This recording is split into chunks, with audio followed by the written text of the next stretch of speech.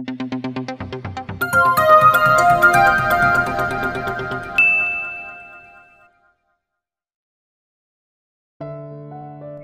makarating ako sa helipad ng isa sa kumpanya namin, ay agad akong bumaba sa building.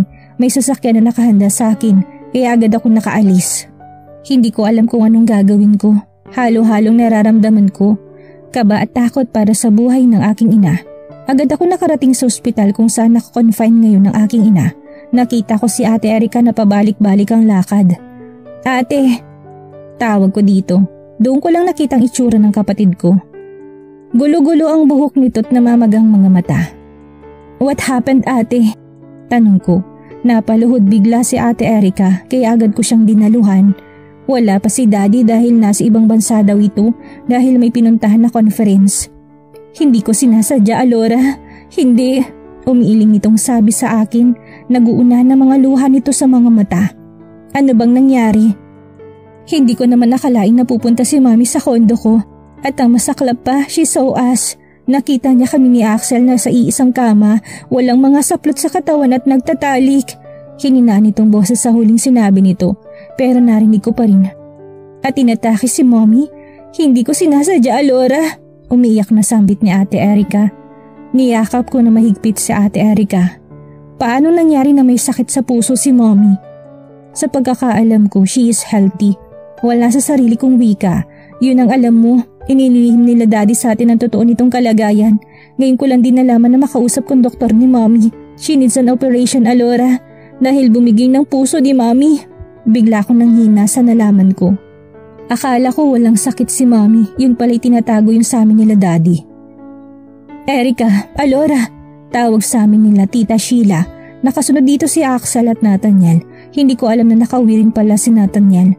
Agad na dinaluhan ni Axel si Ate Erica at tinayo ito. Axel, dalhin mo muna si Erica sa bahay. Doon muna kayo. Lalo ka na, Alora. Umiling ako. No, tita. Mas kailangan ni Ate Erica ng pahinga. Kanina pa siya umiiyak. I heard what happened. I am sorry sa ginawa ni Axel sa'yo. Baka nabigla lang ang mami mo. It is okay, tita. Mas mabuting malaman ni mami yon para hindi na matuloy ang kasal. Sabi ko dito. Alam kong relasyon nila Axel at Ate Erica mo. Nasa States pa lang kami dumadalaw na si Ate Erica mo kay Axel. Siguro kaya ayaw pigilan ni Ate Erica mong kasal niyo ni Axel dahil baka ano pang mangyari sa mami mo. Alam niyo rin pala, tita. Ako lang palang walang alam dito. Kamakailan ko lang din nalaman. Masyadong malihim ang best friend ko na yan. Gustong solohin ang nararamdaman. Sinong kamag-anak ng pasyente? Nilingon kong doktor. Ako, Doc. I am her daughter. Tatapatin na kita. I told to your mom that she need an operation para madugtungan ng buhay niya, but she insist, ayaw niya. Operahan niyo ng mami ko. Gusto ko pang mabuhay siya ng matagal. Yukong sambit ko. Umupo ako sa may upuan ng ospital. Hindi ko alam ang gagawin. Uminom ka na muna. Tiningala ako si Nathaniel. Agad kong tinanggap ang offer nitong drinks. Kanina pa ako nauuhaw. Malalagpasan din ito ni tita. Sabi nito sa akin. Alam kong pilit nitong pinapagaan ang sitwasyon pero sadyang wala talaga. Ayaw makisama ng panahon. Hindi ko mapigilan ang umiyak dahil akala ko'y okay si Mami. Wala itong iniindang sakit. Pero yun pala'y meron. Dumaan ang stretcher ni Mami sa harapan namin. Tanging tanaw na lang ang naibigay ko habang ipinapasok siya sa OR. Ilang oras din ang hinintay namin bago lumbas ang doktor mula sa OR. Agad nitong tinanggal ang face mask at hinarap kami. Your mother is okay and stable now. Kailangan lang muna namin siyang ilagay sa ICU to monitor her condition. Saad ng doktor sa akin. I feel relief dahil okay na si Mami at ligtas na ito sa peligro. I go now. May mga pasyente pa akong pupuntahan. Nasa labas ako ngayon ng ICU. Maraming nakalagay na tubo kay Mami. Alora, tawag sa akin ni Daddy na makalapit na ito sa akin. Agad kong niyakap si Daddy at napatingin ako kay Mami nasa ICU. Bakit hindi niyo sinabi sa akin, Dad? Tanong ko dito na pakawalan niya ako. Ayaw ng mami mo. Gusto niyang ilihim ang kalagayan niya. Kaya ba talagang pinagpipilitan nilang kasal namin ni Axel? Yes, dahil alam niyang magiging mabuting kalagayan mo sa kanya. But I don't love him, Dad. Mahina kong sabi sa daddy ko. I know. Sino bang gusto mo? Tanong nito sa akin. Hindi ako makatingin dito. Binaling ko na lang tingin ko sa mami ko. Wala, Daddy. Deny ko. Hindi ko kayang sabihin kay Daddy na gusto ko si Nathaniel. Ayaw ko mabigla sila. Kung bibigyan ko man ng chance si Nathaniel, iyon ay kung sure na ako na may katugunan ang pagmamahal ko para dito. Isang linggo na lang muli nang maoperahan si Mommy. Nagising ito 3 araw mula sa operation ito, pero ang Ate Erica hindi pa nagpapakita hanggang ngayon. Hinahanap din ito ni Mommy. Siguro natatakot itong husgahan ni Mommy. But I know our mother. She had a soft heart. Alam ko din na maintindihan nito si Ate Erica. Hindi pa rin ba dumadating ang ate mo? Tanong nito. Ilang araw na nitong hinahanap si ate, pero walang Erica Mendez na dumating. Napatigil ako sa pagbabalat ng apple para ibigay kay Mommy. Pupuntahan ko siya sa kondo niya mamaya, Mommy. Sabi ko dito. Pagpasensyahan mo ng ate mo sa nakita ko sa kondo niya at may relasyon talaga sila ni Axel. I know, Mom. Dapat ay silang ipakasal mo at hindi kami ni Axel. Do you love Nathaniel? Biglang tanong nito. Napatingin ako sa kanya nang wala sa oras. Kung sasabihin ko ba hindi ito magagalit? No, Mom. Masyadong bata si Nathaniel para sa akin. But age doesn't matter. If you love that person, you fight for him, no matter what happened. Sabi nito sa akin. This is the second time na may nagsabi sa akin ito. Age doesn't matter if you love that person. Dapat ipaglaban mo. Dapat ko na bang bigyan ng chance ang sarili ko? Kung gusto mo, I'll help you.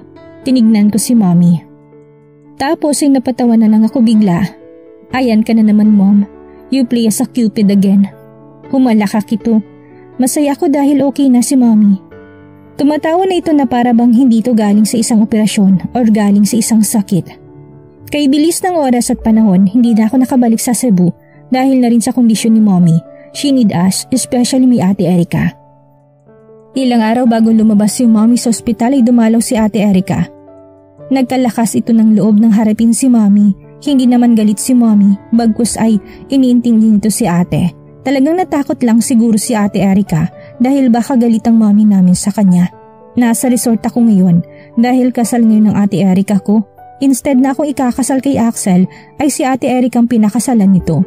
Axel know the condition of my mother, kaya pala hindi ito tumutol sa kasal na ina-arrange ng mami ko.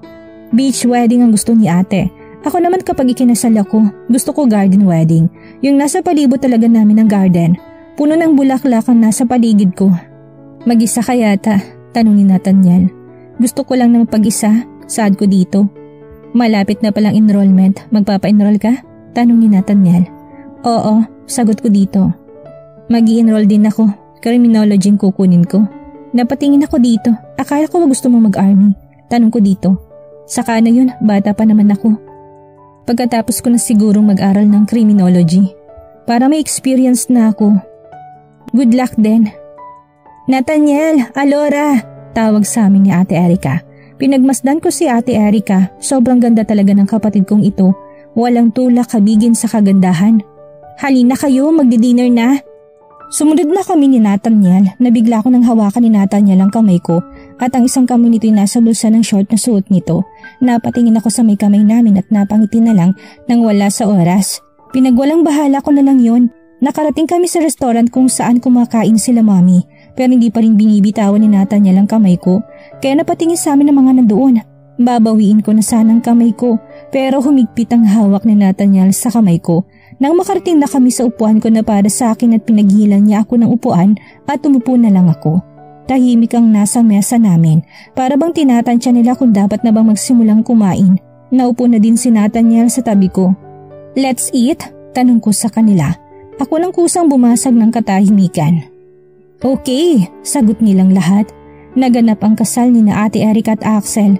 Masaya ako para sa dalawa. Hindi na din naman mapipigilan ang dalawa dahil buntis na ang Ate Erica ko.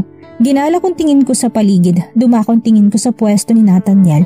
Nakatingin din pala ito sa akin. Ginitian ko na lang ito. Dumating ang enrollment. Maaga ako ngayon sa school dahil mag-enroll ako para sa gusto kong kurso. Bye, Mom. Paalam ko sa mami ko. Nagagahan kasi ito. Hindi muna namin pinayagan si Mommy na magtrabaho. Pansamantalay ako na munang hahawak sa mga negosyo ni Mommy. Nasa ibang bansa pa kasi si Ate Erica. Wala pa yatang balak umuwi. Nakarating ako sa school at marami ng estudyante. Agad akong pumasok at pumunta sa registrar. Look who's here, the former president of Student Council. Hindi ko to pinansin. Dahil ano pa bang magagawa ko sa babaeng ito? Magsalita ka naman, Alora. Hinarap ko to. Look Joy, stop pestering me. Kilala mo ko hindi ba? Yeah, I know you my dear cousin. Nanguyam na sambit nito. Dahil hindi ka na president ng school na to, hindi mo na magagawang dati. Ngising sambit nito. Tinignan ko siya ng sobrang lamig. Biglang natamimit at nawala ang ngisi sa labi nito. Yeah, I can't do what I do. Like the old times when I am the president of this school. But remember, I'm still the owner of this school. And in one snap, maaalis ka sa school na to. Bigla itong umatras at biglang napalitan ang ngisi ng mga labi nito. What is your opinion about that, Nathaniel? Tanong ni Joy sa taong nasa likuran ko. She's right. She has a right to kick you out of this school. After all, she is still the owner of this school. Ngumisi ako. And ngayon nagbalik na ako. I watch you every step. Sabi ko dito bago ko sila tinalikuran. Simula nang mawala ako sa school na to, maraming kababalaghan ang nagaganap sa school na to. Maraming nabully at may mga grupo na wala naman noon. And by the way, Joy, simulan nang linisin ng mga alipores mo dahil kapag nahuli kita o kayo, kahit pinsan kita, hindi kita sasantuhin. Mark my words. Iniwan ko na sila doon dahil hindi ko na kayang makipagplastikan sa pinsan ko na yon. Porket pamangkin siya ni mommy ay nagsisiga-sigaan na ito dito. Tapos na din ako mag-enroll at inikot ko munang buong campus. May nakakilala sa akin, may nagtataas naman ng kilay, mostly mga kabataan. Nasa high school department na ako nang biglang sabuyan ako ng isang balde na may tubig. Buti nga sa'yo, inaapi mo si Queen Joy namin. Tumatawang sambit nito. I look at her. Bigla tumatras ito. You'll see on the office in 5 seconds. 1, 2, 3. Hindi pa man ako tapos na magbilang ay nagsipagtakbuhan na silang lahat. Agad ako sumunod sa kanila sa opisina ng prinsipal dahil sa galit bigla kong binuksan ang pinto ng pabalibag. What the? Alora, what's happening to you? Agaran tanong ni Mrs. Regala. Tawagin mo lahat ng high school department. Utos ko dito. Yes, Alora. Maghihintay ako sa gym. Naglakad ako papunta sa gym at agad na pumasok. Pumunta muna ako sa banyo para magbihis dahil sobra ko talagang dungis. Naghilamos ako. Balita ko pinatawag daw ang buong high school department. Yes, gaga din naman tong si Jean. Aba, binuhusan ba naman ng tubig ang may-ari ng school? Ang dahilan niya, pinagtanggol lang daw niya si Queen Joy niya. Queen my ass? Simula nang mawala si Ate Alora dito ay naghahari-harian ng impactang yan. Kilala mong may-ari? Tanong ng isang babae sa kasama nito. Hindi yata nila ako napansin dahil nakayuko ako. Yes, I know her. Sobrang bait ni Ate Alora. Hindi ko na pinakinggan ng iba pang sasabihin na magkausap na babae sa banyo. Agad na akong pumunta sa gym. Nang pumasok ako para bang mga aso mga estudyante nandito. Para bang wala silang ginawang kasalanan. Tinitigan kong teenager nagbuhos sa akin kanina ng isang baldeng tubig. Lumapit ka sa akin. Malamig kong sambit. Nakatingin ako sa dalagita habang siya'y nakayuko. Alam mo bang mali ang ginawa mo? Sino ba nag-utos sa'yong gawin mo yon? Tanong ko dito. I am sorry po. Hindi ko po pwedeng sabihin. Yukong sabi nito sa akin. Magsasalita ka ba o paaalisin kita dito sa school na to? Matigas at malamig kong sabi dito. Napating nito ng walang oras sa akin. Si Queen Joy po, mahina nitong sabi. Bakit sinasamba mo siya? Bakit sa kanya ka kumakampi? Wala namang magandang dulot ang babaeng yun sa'yo. Dumagundong ang sigaw ko sa buong gym. Bravo Alora, welcome back pala. Nanguuyam na sambit ni Joy.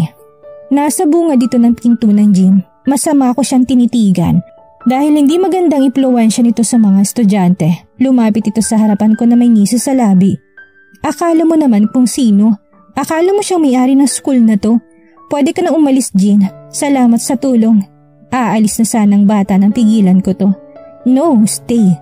Matigas na sambit ko. Nalaki ang mga mata ni Joy. Kababalik ko lang, Joy, at itong sinalubong mo sa akin. How thoughtful you are. Nanguuyam kong pahayag dito. I am so flattered, you know that? Masaya naman hindi ba? Tanong nito sa akin. Oo, pero let's put a twist on it. As spices. Sinimulan mo to, tatapusin ko. Malamig kong sambit dito. Namutla ito dahil alam nitong hindi ako nagbibiro. Tinalikuran na ako ni Joy. Hindi yata kinayang ugali ko.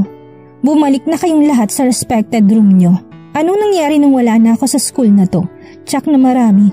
Ngayong bumalik na ako, iisa-isahin kong aayusin. At sisimulan ko sa iyo, Joy. Need ko na di siguro magpalagay ng sarili kong office. dahil ang ginagamit kong office dati ang kasalukuyang president ngayon ang gumagamit. And I think I need to talk to her/him. But before that, I need to talk to my mother about this matter. Agad akong pumunta sa parking lot para umuwi. Dahil gusto ko rin kausapin si mommy about sa school. Hindi masyadong napamahalaan ng school kaya naging ganun ang mga estudyante doon. Ano naman kayang ginagawa ng president ngayon at ganun na lang ang nangyayari sa school? Nakarating ko sa bahay na may galit pa rin. Gusto kong bigyan ng isang sampal si Joy to wake her up. O bakit ganyan ang mukha ng baby girl ko? Nakasimangot kasi ako kaya nahalata agad ni mommy. Alam mo bang ginawa ni Joy sa school natin, mom? Ginawa niyang masamang mga estudyante doon. Napabuntong hininga to. Isa din yan sa pinoproblema ko. Parating may nire-report ang school admin sa akin na ganun nang nangyari. How about the president? Anong ginagawa niya? Tanong ko kay mommy. Parang boyfriend ni Joy ang president. Napahilamos na lang ako sa aking mukha. Kaya pala malakas ang loob ng babaeng yun. Pupuntahan ko bukas ang school. Dadalawin ko and I want to surprise that president. Umakit na ako sa kwarto ko dahil magbibihis pa ako papunta kasi ako ngayon sa kumpanya ni mommy para tingnan ng mga cells doon. Kung wala bang nagbago sa nagdaang taon, pagbaba ko may di ako inaasahang bisita. What are you doing here? Tanong ko na may galak. Sa puso ko na pumunta si Nathaniel sa bahay, ngunit kailangan kong pigilan ang sarili ko dahil may gusto akong patunayan sa aking sarili. Gusto kitang samahan and I heard na may nagbuhos na isang baldeng tubig sa'yo sa school. Wala na yon, inayos ko na yon. Samahan na kita, saan bang punta mo? Tanong nito sa akin. Sa kumpanya lang ni Mami, I need to check the cells. Sambit ko dito, samahan na kita, tapos ay dinner tayo? Nakangiti nitong tanong sa akin.